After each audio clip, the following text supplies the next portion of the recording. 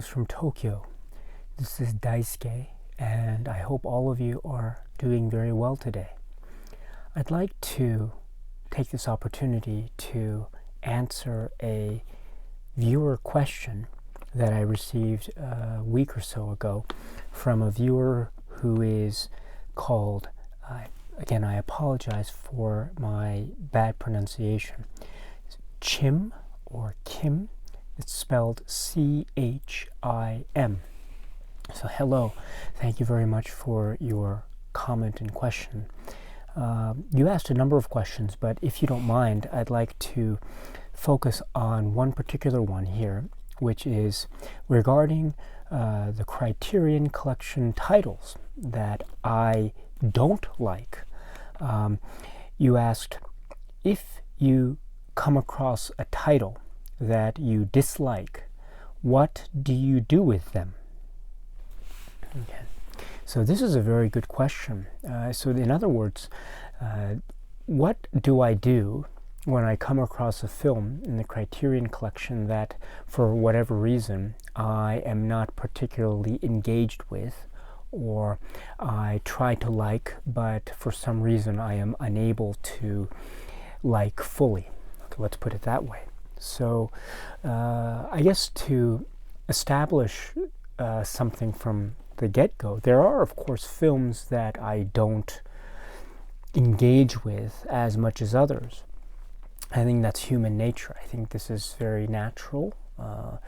Sometimes subject matter might be something that is beyond my comprehension, beyond my own personal understanding, or there might be some other things or aspects of not only the film itself, but also my own personality, character, mood at the time of watching the film, and other external factors perhaps that could affect my viewing of a film and thus my feelings about such a film. I don't want to take the time to go over the titles that I don't necessarily engage with now in the Criterion Collection. There are a number of them, and perhaps I'll save that for another time. But I just wanted to take this opportunity to talk about this, because this is very interesting.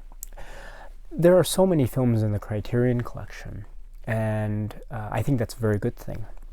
You know, of course, I also appreciate the fact that the Criterion Collection, as vast as I think it is, relatively speaking, is also just a very, very small representation of the entirety of cinema. That is the cinema that exists now, and also the cinema that has existed since the history of cinema began.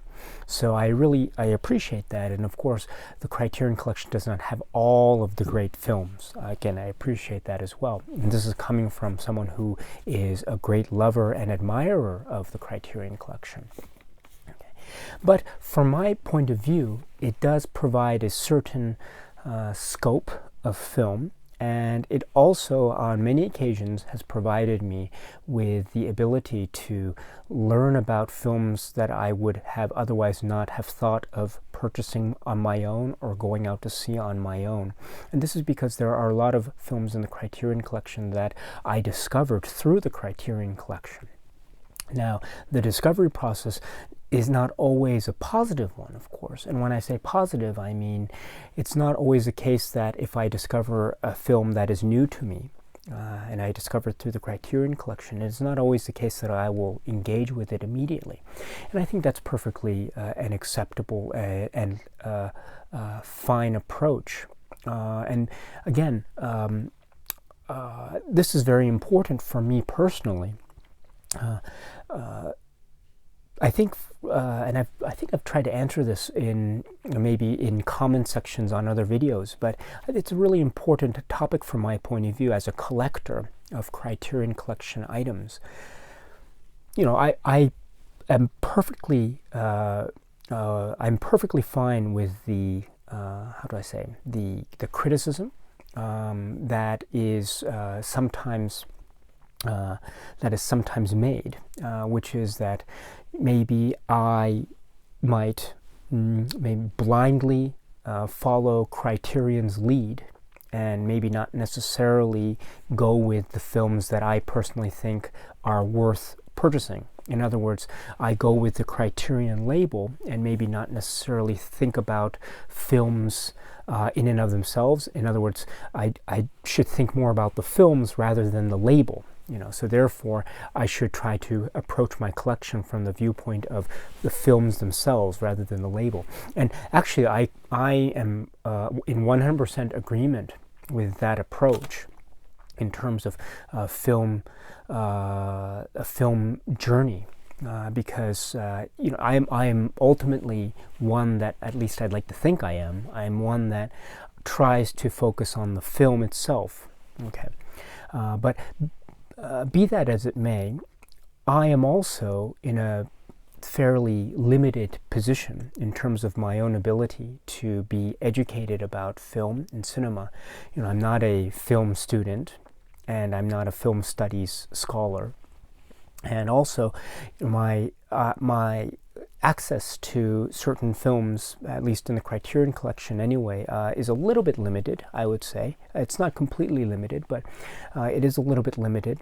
And furthermore, my ability to go out to the movie theaters is also a little bit limited due to my own personal situation. I have a family as well, so it's hard for me to go out to a film in the theater without it being a family-friendly film, if you know what I mean. So all in all, I think I have a slightly I'm in the position where it's very difficult for me to go out and actively try to find or pursue or discover on my own new films that might be great or that might be new discoveries for me. Okay. So that's my own position. So then taking that in the context of furthering a film education, as it were, or watching new films or movies, I need something like the Criterion collection to sort of help me, because I see it almost like a way in which I can learn about new films or potentially make new discoveries about films. And that is films that I might not have seen at all, maybe I've not heard of before, or this could also mean films that I have already seen, but I might be able to look at through a different lens or through a different angle, thanks to the supplementary material on a relevant Criterion collection release. So all of these aspects, I think, are very important for me. So therefore, I look to Criterion as a means of sort of curating my own film journey. And hopefully this will be ongoing. Okay, so that's the general background. So with that in mind, of course, when Criterion makes releases, and even up to now with the Criterion collection, there are films that I still don't engage with for whatever reason. And then the question, returning to the question, so if you do come across a title that you dislike, what do you do with them? And the answer is, I maybe give it some time, but I'll usually try to rewatch the films more than once. And the reason is that I truly believe that maybe a dislike of something or a liking of something is really it's really dependent on a lot of factors. And my approach to certain films has changed over time. For instance, I think I've mentioned in some other places when I was much younger and I watched certain films, I didn't like them. But as I grew older and I became a little bit more experienced, not that much, but maybe I became a little bit more experienced, then I was able to maybe appreciate some of the films that I had otherwise not liked when I was younger. Well, I think the same is true even for me now. Maybe a film that I don't like now will be something that I might be able to appreciate further down the line, maybe a year from now, 2 years from now, 10 years from now. Hopefully if I live that long, 10, 20 years.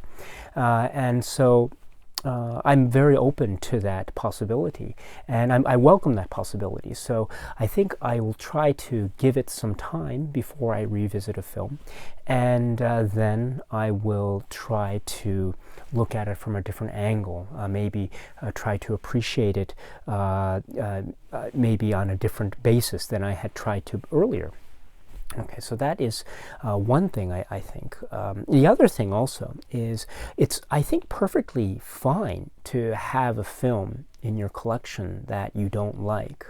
Actually, I think, for me anyway, it's really helpful because it's very easy for me to feel like all I'm doing is watching stuff that I like. Because of course films are very important to me and I really love them and I love watching them. So of course I want to enjoy myself while I watch the film. But I think also, at least from my point of view, and I'm not saying this has to be true for everyone, but just for me personally, I'm speaking of my own experience and feelings. I think it's also important for me to have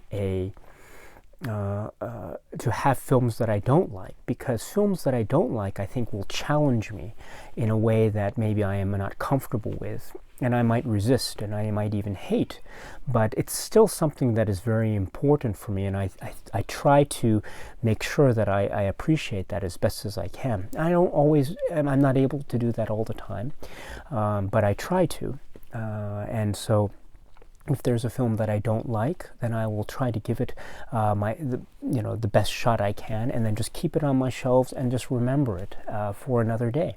And I think that's good. I tend to be very limiting in my own focus when I watch certain films, and so I try to be.